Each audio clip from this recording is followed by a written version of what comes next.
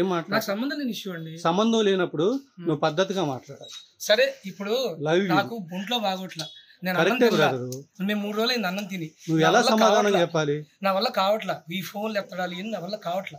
Correct. నువ్వు మీడియాతో అలా మాట్లాడకూడదు. చూడండి 13 ఏళ్ళు పెంచిన పాపానికి నేను ఇప్పుడు అనుభవిస్తున్నా, నా వల్ల కావట్లేదు. అదే చెప్పు, ఏముంది? నా వల్ల కావట్లేదండి, ప్లీజ్ అండి నన్ను వదిలేయండి. నేను ఈ ఊర్లో ఉండట్లా. ఈ ఇష్యూ కోసం పోలీస్ కంప్లైంట్ ఇవ్వడానికి నన్ను హెల్ప్కి పిలిచారు. నన్ను ఇలా వెంటపడి నన్ను ఇలా వేధిస్తుంటే నా వల్ల కావట్లా. మీరు చెప్తే అయిపోయింది కదా బ్రదర్, అలా మాట్లాడొచ్చు. మీరు అలా మాట్లాడొచ్చు. సారీ చెప్తాను, నన్ను వదిలేయండి. మీడియాతో అలా మాట్లాడచ్చు. మీరు అన్నారుగా మరి ఆడపిల్లని తెచ్చుకోవడం చేత కాలేదని. నేను ఎంతో ప్రయత్నించా, నా వల్ల కావట్లా, నా వల్ల కావట్లేదండి, నా వల్ల కావట్లేదు. నన్ను క్షమించండి. ఇప్పుడు అమ్మాయి వాళ్ళ అమ్మని ఎందుకు కొట్టారు? లేదు, వాళ్ళు పోట్లాడుకొని నా మీద అంటున్నారు. ఇప్పుడు ఇది మొత్తం కీ రోల్ మీదే అంటున్నారు తెలుసా?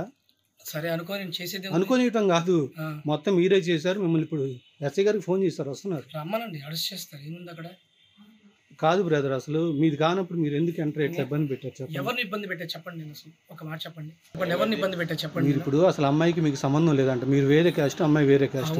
మీరు చెల్లె 3 సంవత్సరాలు నా దగ్గర ఉందండి, నేనే పెంచాను. నా షాప్లో వర్క్ చేయడానికి వస్తే నేను అడాప్ట్ చేసుకున్నట్టుగా నేనే నా దగ్గర పెట్టుకొని అన్నీ నా దగ్గరే ఉంది. మంచి పద్ధతి అయిపోయింది. అంతా అయిపోయిన తర్వాత నేను ఆర్థికంగా చితికిపోయాను. ఇప్పుడు ఆర్థికంగా బలోపేతమైన ఒక ఆవిడ తగిలింది, వెళ్ళిపోయింది. ఇప్పుడు నన్ను ఏం చేయమంటారు చెప్పండి? అఘోరికి మీకు సంబంధం ఏంటి? మీరేనంటే అసలు అఘోరికి కనెక్ట్ చేసిన అఘోరి నాకు ఇప్పుడు కాదండి, 5 నెలల క్రితం కనెక్ట్ అయింది. నాకు ఇప్పుడు నవంబర్లో పరిచయం అండి. నవంబర్లో పరిచయం అయిన తర్వాత నా ఆవిడకి నాకు ఎటువంటి సంబంధం లేదు. ఎప్పుడైతే ఇక్కడతో చిన్న ప్రాబ్లం వచ్చినప్పుడు మా ఇంటికి వచ్చి 4 రోజులు ఉంది. ఆ ఇష్యూ పోలీసు వాళ్ళకి నేను చెప్పుకున్నాను, చెప్పకుండా నేను చేయలేదు. అయిపోయిన తర్వాత నేను ఈ ఊరు వదిలిపెట్టి వెళ్ళిపోయాను. బతకడానికి తినడానికి నాకు జరగట్లేదు. నేను వెళ్ళిపోయాను ఊళ్ళోంచి వెళ్ళిపోయిన తర్వాత ఆ తర్వాత వీళ్ళు కరెక్ట్ చేసుకున్నారు. ఒక రోజు ఏదో నాకు ఫోన్ వస్తే నేను ఉండట్లేదమ్మా అంటే ఎవరో ఒకరు చెప్పంటే వాళ్ళ అన్నకి చెప్పాను, వాళ్ళ అమ్మాయి చెల్లి కరెక్ట్ అయ్యారు. నాకేం తెలియదు. ఎందుకంటే చెప్పండి. నేను మీరు ఆలోచించండి, ఎంత టార్చర్ పడుతున్నారో తెలుసా నన్ను.